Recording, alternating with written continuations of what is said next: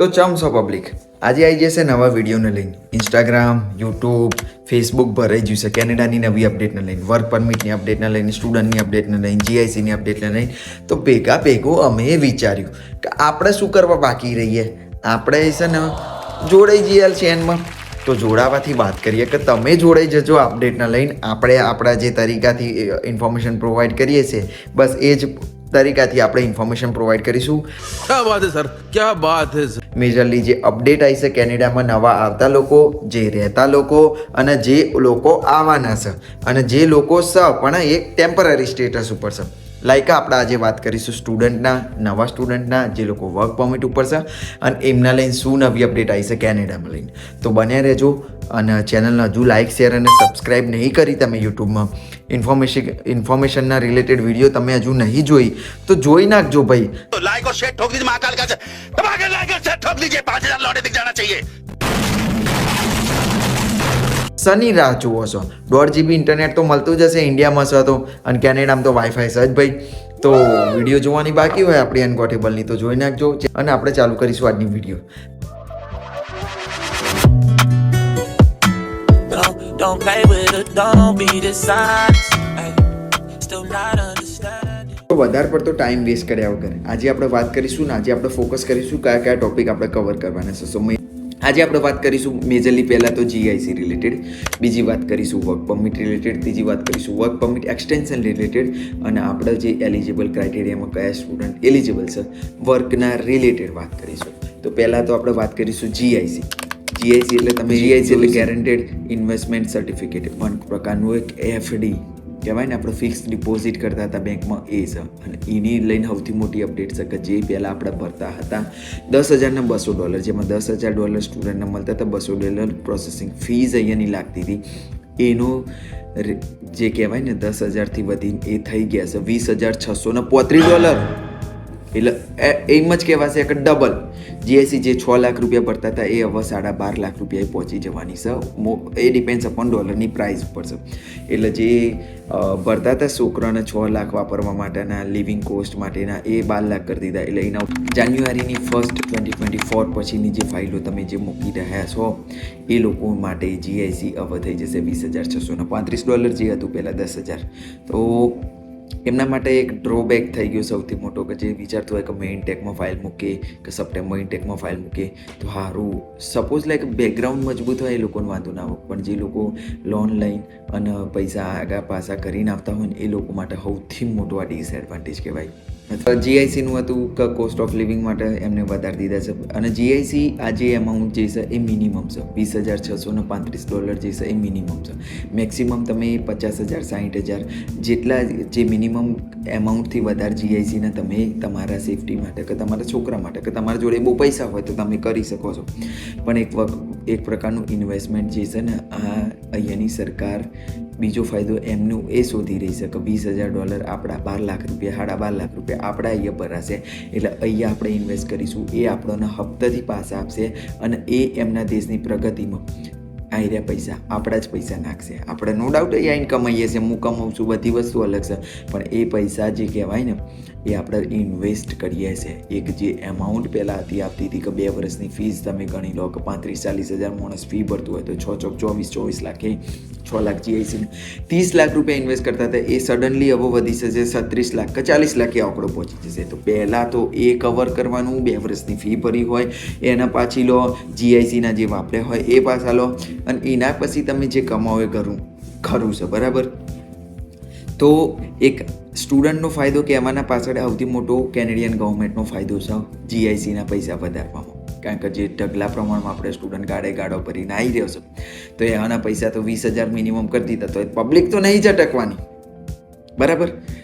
આ લોકો બોલાવાના ઓછા નહીં કરવાના. આ લોકોને આપણે તો સોર્સ છીએ જે ઇન્કમનો સૌથી મોટો. ભલે આપણને નોકરી અહીંયા હાલે છે, આપણા જોડે ગાભા વેરી નાખે એવો ટેક્સે લેશે આ લોકો બરાબર. એટલે વસ્તુ એ જ છે કે આપણા પૈસેથી પહેલાં હાઈરા ડેવલપ કરશે એની કન્ટ્રી, દેન આપણે પાછા લઈશું. ચલો એ તો સેકન્ડ થિંગ છે. સેકન્ડ થિંગથી યાદ આવ્યું કે સેકન્ડ વસ્તુ આપણે કવર કરવાની છે. જીઆઈસી પછી આવશે એલિજિબિલિટી, મતલબ જે સ્ટુડન્ટ્સ જે અહીંયા હતા, કેનેડિયન ગવર્મેન્ટે અનાઉન્સ કર્યું હતું કે પાર્ટ ટાઈમ સ્ટુડન્ટ બધા 1 વર્ષ માટે એલિજિબલ છે ફૂલ ટાઈમ વર્ક કરવા માટે.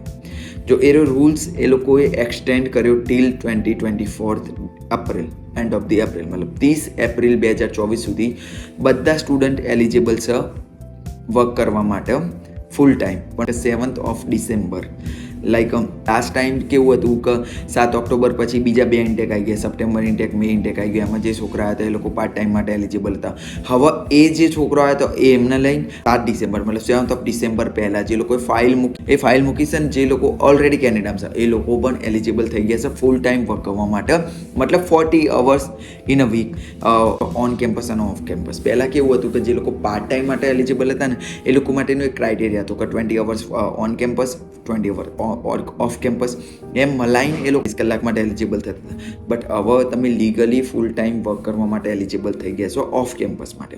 પણ ઓફ કેમ્પસના બી ક્રાઇટેરિયા એ જ છે કે તમારા ટાઈમ ટેબલને, તમારા સ્ટડીને કોઈ બી તમારી જોબ અસર કરવી ન જોઈએ, કારણ કે એના રિલેટેડ વર્ક પરમિટ જે છે ને એ કેન્સલ થઈ ગઈ છે. આના ઉપર બી ટોપિક ઉપર વર્ક પરમિટ કેન્સલ અને વર્ક પરમિટના રિલેટેડ બી વિડીયો કરીશું.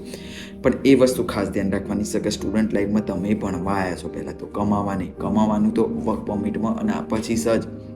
અને થર્ડ જે છે એ છે વર્ક પરમિટનું એક્સટેન્શન. એટલે જે લોકો પહેલાં કેવું હતું કે CRS સ્કોર હતા, તમે જોવો ને 561 છેલ્લો આવ્યો છે, ગાપા વેરી નાખે એવો છે, બરાબર. હવે એને બીટ કરવા માટે ઘણા ખરા લોકો મતલબ 2+3 કામ કર્યું હોય, બરાબર, 2 વર્ષ ભણ્યા હોય, 3 વર્ષ વર્ક પરમિટ લીધું હોય, પણ એમના સ્કોર ન થતો હોય તો એ લોકોએ સરકારે 2023 સુધી જે લોકોની વર્ક પરમિટ એક્સપાયર થતી હતી ટિલ ડિસેમ્બર 2023 સુધી જે લોકોની એક્સપાયર થાય છે, ઇવન એક લોકો બી એલિજિબલ છે વર્ક પરમિટ એક્સટેન્શન માટે, બરાબર.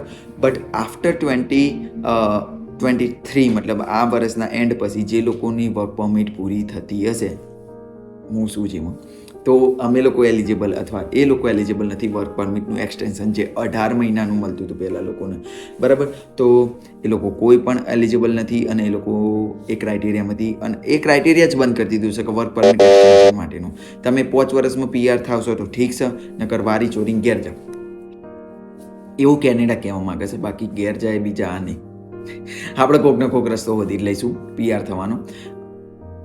રસ્તાથી યાદ આવ્યું, પ્રોવિન્સે વધી લઈશું. પ્રોવિન્સથી યાદ આવ્યું કે એ હતું કે વર્ક પરમિટ એક્સટેન્શન બંધ થઈ ગયું છે બધાનું 31st of 2023 સુધી. તમે જો ડિસેમ્બર સુધી તમારી વર્ક પરમિટ એક્સપાયર થતી હોય એના બિટવીનમાં તો તમે એક્સટેન્શન માટે એલિજિબલ છો. બાકીના કોઈ પણ એલિજિબલ નહીં એક્સટેન્શન માટે. ખાલી PGWP મતલબ પોસ્ટ ગ્રેજ્યુએટ વર્ક પરમિટ માટે જે તમને મળતી હોય 2+3, 3+3, 4+3, 1+1 એ લોકો એના માટે છે. કારણ કે ઘણા ખરા કેવું થતું હતું કે 1+1 કોર્સ લેતા હતા અને 1+1 કોર્સ લીધા પછી એ લોકો વર્ક પરમિટનું એક્સટેન્શન લેતા હતા. વર્ક પરમિટનું એક્સટેન્શન થી એમને ફાયદો એ રહેતો હતો કે એમની work permit similar like 2 years વાળા જેવી થઈ જતી હતી.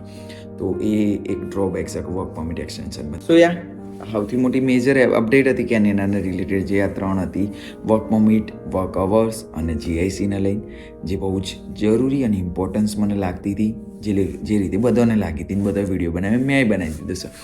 સો યા એ બહુ જરૂરી વસ્તુ બી છે. તો ખાસ કરીને તમે ધ્યાન રાખજો એ બધી વસ્તુનું. અને વર્ક જે છોકરાને નોકરી મળી જોઈએ ફૂલ ટાઈમમાં સ્ટુડન્ટને, એ લોકો જો તમે તમારી સ્ટડીને કોઈ બી ઇફેક્ટ ના થાય એનું ધ્યાન રાખજો. વર્ક પરમિટ કેન્સલ થાય છે, બરાબર, એના પછી દોડતા થઈ જશો, લોયર હોતો અને ફરીથી એપ્લાય કરો અને કશું નથી તો વારી ચોરીને ઘેર જાઓ. એટલે 1 વર્ષમાં જ બધું નહીં કમાઈ લેવાનું. આપણા જોડે બહુ સમય છે, બરાબર. કેનેડા આવ્યા છીએ આપણે પૈસા કમાવામાં, વાત સાચી છે, બરાબર, પણ એક મેનેજ કરીને ચાલવાનું પોતાના જીવનને, બરાબર.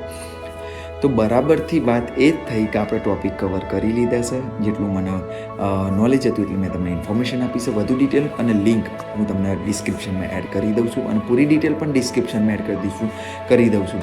બરાબર. તો જોઈ લેજો, જાણી લેજો. તમને કોઈ બી ક્વેશ્ચન હોય તો કોમેન્ટ કરી દેજો, લાઇક કરી દેજો, વિડીયોને શેર કરી દેજો. નવો આવતો તમારો ભાઈ બંધ વિચારતો હોય કેનેડાનું, એને મોકલી દેજો ભાઈ, કે ભાઈ જો આ નવી અપડેટ આવી જઈશ કેનેડાને લઈને, અને જે નવો આવવાનો હોય જે લોકોએ ફાઇલ મૂકી દીધી હોય એને મોકલી દેજો કે ભાઈ તારા માટે હરકના સમાચાર છે કે તું તો કણ એલિજિબલ છું ફૂલ ટાઈમ વર્ક કરવા માટે.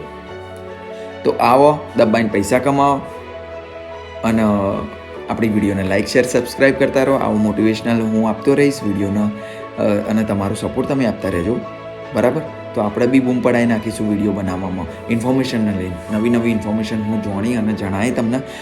લેંગ્વેજ આપણી ગુજરાતી રહેશે. બાકી તો અનગોટેબલ ગુજરાતીની યુટ્યુબની ચેનલને તમે લાઇક શેર અને સબસ્ક્રાઈબ ના કરતી હોય તો કરી દેજો. ફોલો કરો ઇન્સ્ટાગ્રામ, ફેસબુક, થ્રેડ અને યુટ્યુબ તો સજ આપણું.